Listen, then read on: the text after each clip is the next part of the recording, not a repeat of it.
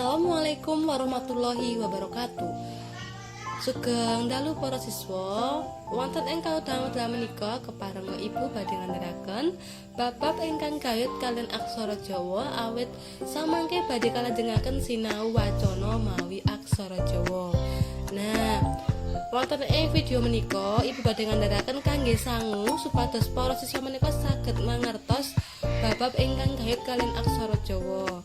Ingkang aku sepisan inggih menika wonten aksara nglegena menika nggih. Wiwit ho ngantos ngo. Nah, anggenipun nyerat menika kedah nggandul. Nggandul. Tegesipun menapa menawi nggandul menika wonten ing sak ngandhaping garis. Kados mekaten. Ho. Sanes mekaten. Nah, menika lepat, menika lepat. Ingkang leres ingkang menika nggih. Nah, leres.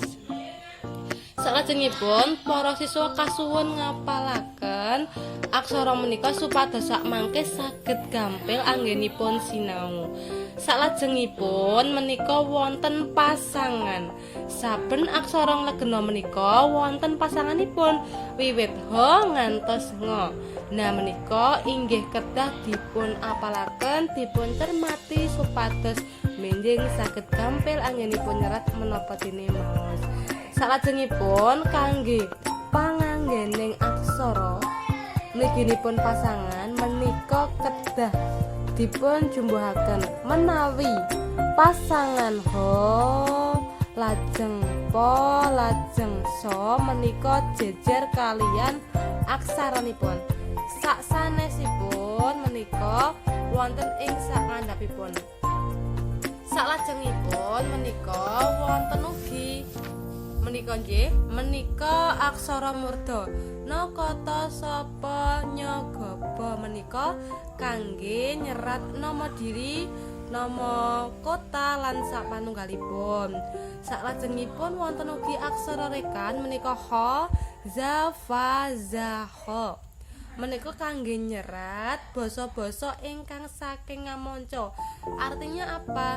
Untuk menulis bahasa-bahasa yang berada atau dari serapan luar negeri seperti itu.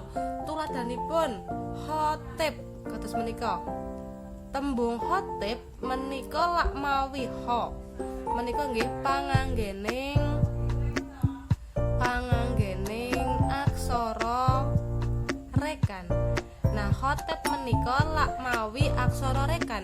Dados anggenipun nyerat menika mawi aksara rekan.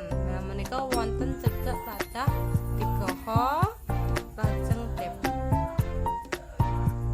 Khotib. Nah, lajeng mawi pangku. Nggih, salajengipun menika wonten tuladha saking panganggening aksara murda kalawan dereng nggih. Menika wonten tembung Kartini menika anggenipun ngecakaken aksara murda menika ing perangan aksara ka. Ka menika mawi aksara murda Kartini lajeng lebetaken Kartini. Salajengipun menika wonten aksara swara menika a i e o u.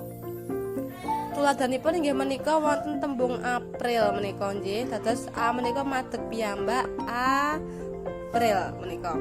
Nah, salajengipun menika wonten angka Jawa.